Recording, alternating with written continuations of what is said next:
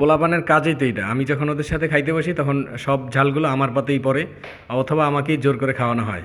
নিখুঁতভাবে প্রতিযোগিতা হচ্ছে মরিচ বাসার, এগুলো জোর করে আমাকে খাওয়ানো হবে। আমিও কিন্তু এই প্রতিযোগিতা থেকে পিছপা হইনি, কেননা মরিচ আমার বরাবরই পছন্দ, ঝাল এমনিতেই আমি একটু বেশি পছন্দ করি। তো যেই কথা সেই কাজ, বিসমিল্লা বলে সবগুলো মরিচ একসাথে মুখে পুরে নিলাম। ভারী স্বাদ, খুব বেশি মজা, আর হচ্ছে ঝালই তো নাই, মরিচে কোনো ঝাল। মরিচ খাওয়ানোর পরে তারা কিন্তু আবার আমার মুখ থেকে রিভিউ নিচ্ছিল, আসলে আপনার কি ঝাল লাগছে নাকি আপনি জাস্ট মানে ভালো থাকার অভিনয় করতেছেন।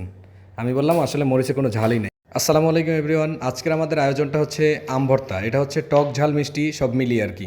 এই অসহ্য গরমে ভর দুপুরে যদি একটু আম ভর্তা হয় তাহলে কেমন হয়। তো সবার মতামত ছিল মন্দ হয় না, তাই ঝটপট করে আয়োজন করলাম আম ভর্তার। আম ভর্তা মূলত ভরদুপুরে রোদ মাথায় নিয়ে গাছতলায় বসে খাওয়ার মজা হচ্ছে অন্যরকম, কিন্তু আমাদের সেই গাছতলায় বসে আম ভর্তা মাখিয়ে খাওয়ার মতো পজিশন বা স্পেস ছিল না, যার কারণে আমরা নিয়ে আসছি কালেকশন করে। এটা হচ্ছে আমাদের কাঙ্ক্ষিত মিট আপ পয়েন্টে। আম ভর্তা করার জন্য আমাদের যে জিনিসগুলো প্রয়োজন সেগুলো হচ্ছে আমরা বাসায় থেকেই নিয়ে আসছি ব্যাগে করে। তো ব্যাগে করে আমাদের সাথে যেগুলো ছিল সেগুলো প্লেট, আম, তারপরে হচ্ছে গ্রিটার, কাঁচামরিচ, বিট লবণ, তারপরে ছুরি, তারপরে হচ্ছে কাসন্দ, এই অ্যাটসেট্রা অ্যাটসেট্রা। আম ভর্তা করার জন্য আসলে যেগুলো লাগে সেগুলো আমরা সবগুলোই মোটামুটি নিয়ে আসছি। কিন্তু আনফর্চুনেটলি একটা জিনিস মিসিং ছিল, সেটা আবার একেবারে অ্যাট লাস্ট নিয়ে আসা হয়েছিল। সবগুলো জিনিস রেডি করার পরে আম ভর্তার জন্য প্রসেসিং চলতেছে। প্রথমে এক এক করে আমগুলোর খোসাগুলো ছাড়িয়ে নিচ্ছিলাম।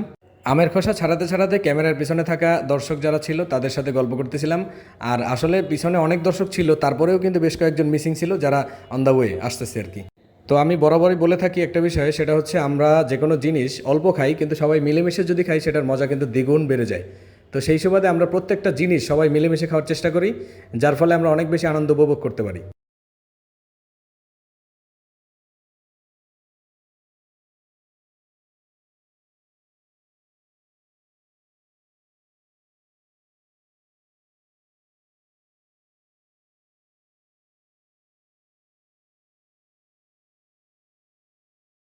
অন দ্য ওয়েতে যারা ছিল তারা কিন্তু এই যে অলরেডি চলে আসছে, ক্যামেরার সামনে দেখা যাচ্ছে সাজু এবং ইসমাইলকে। এর পিছনে একজন আছে জুবাইর, সে কিন্তু অন দ্য সিঁড়িতে, ওই যে একটু পিছনে একটা সিঁড়ি আছে সেটাতে।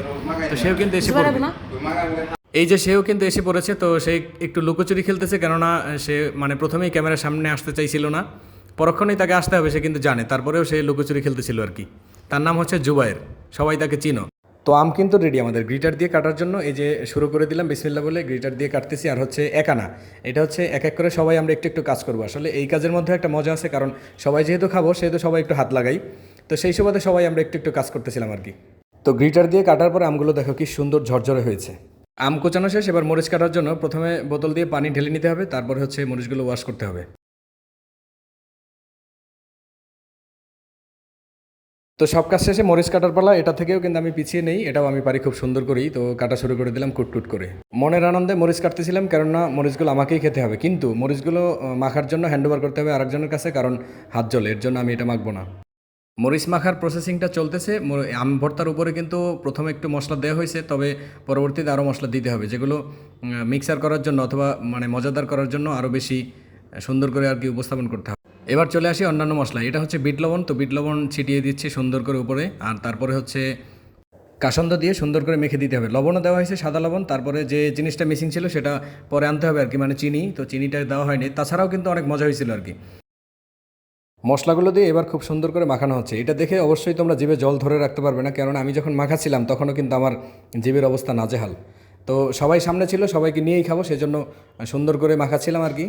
তো এবার সবাইকে দিয়ে খেতে হবে। তো চলো সবার হাতে হ্যান্ড ওভার করে একটু করে, প্রথমে ইসমাইলকে দিচ্ছি, তারপর হচ্ছে এক এক করে সবাই হাত পাততে ছিল, আর হাতের উপরে সবাইকে দিয়ে দিচ্ছিলাম।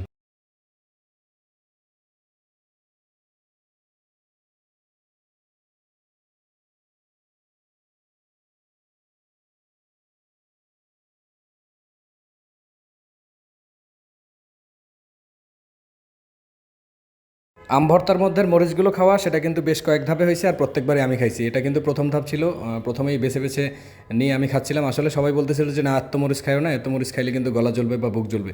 কিন্তু আমি বলতেছিলাম আসলে কাঁচামরিচে তেমন একটা সমস্যা নেই, কারণ এটা হচ্ছে সবুজ সবজির মধ্যে পড়ে, আর এটা স্বাস্থ্যের জন্য খুব ভালো, ভিটামিনও বটে। আম ভর্তা বানানোর পরে আমরা কিন্তু কেউ ওয়েট করি না, একবার অলরেডি খাওয়া শেষ। কিন্তু সেখানে যে জিনিসটা মিসিং ছিল চিনি, সেটা কিন্তু একেবারে শেষে আসছে। তো তারপরে ভাবলাম যে চিনি মিক্সিং করে আবার আমরা খাবো সবাই মিলে। তো দুইটা স্বাদ পাবো আমরা, প্রথমে টক আর তারপরে হচ্ছে টক ঝাল মিষ্টি সব মিলিয়ে। টক ঝাল মিষ্টির এই আয়োজন আজকে গল্প করতে করতে এখানেই শেষ। দেখা হচ্ছে অন্য কোনো ভিডিওতে। সবাই ভালো থাকবেন, সুস্থ থাকবেন। আল্লাহ হাফেজ।